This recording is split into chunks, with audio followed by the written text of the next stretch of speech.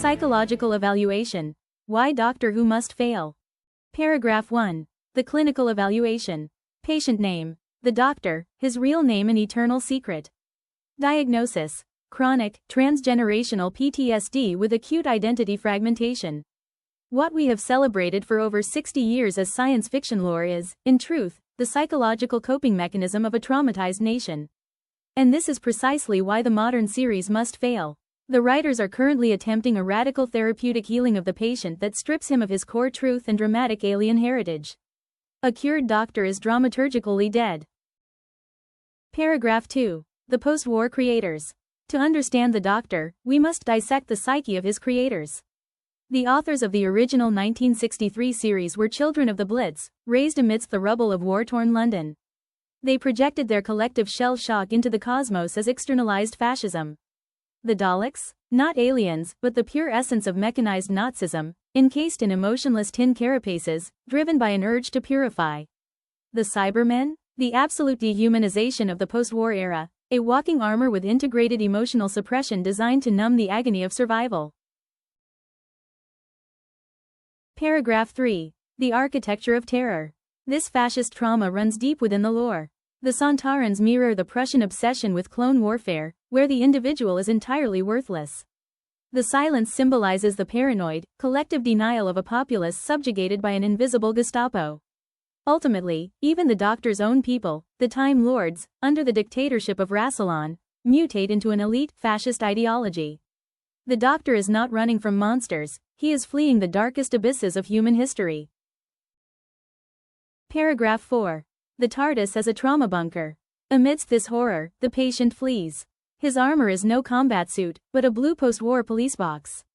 The TARDIS is the ultimate manifestation of psychological dissociation. Much like a severe trauma, this space is vastly larger on the inside than on the outside. Externally, the patient presents a rigid, unassuming facade, yet internally, one plummets into an infinite labyrinth of memory and guilt. Crucially, the ancient control rooms of former incarnations are timelessly preserved within. They are never erased, merely repressed into deeper layers of this psychic bunker. Even the outer shell remains traumatically frozen, permanently stuck as an archaic police box due to a broken chameleon circuit. The Doctor does not travel, he escapes the ghosts of his own past. Paragraph 5. Devaluing the original sin. Yet, the definitive collapse of the saga begins with the modern era. The writers seek to morally cleanse the patient, retroactively sanitizing his trauma. With the slogan Gallifrey stands, the genocide of the Time War is rewritten, reduced to a planet merely frozen in a pocket universe. Clinically, this is a catastrophe. It absolves the character of his existential guilt and robs him of his penance.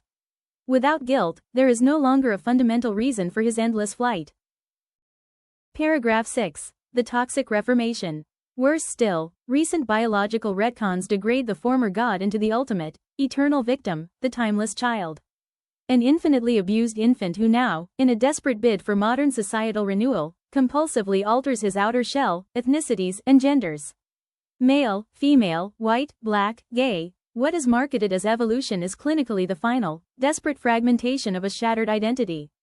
The vessel becomes arbitrary. When a character can be everything, he ultimately becomes no one. Paragraph 7. Why the cure is fatal. The modern era attempts to institutionalize and cure the Doctor. Yet herein lies the psychological paradox. A morally cleansed, happy God has no reason to run.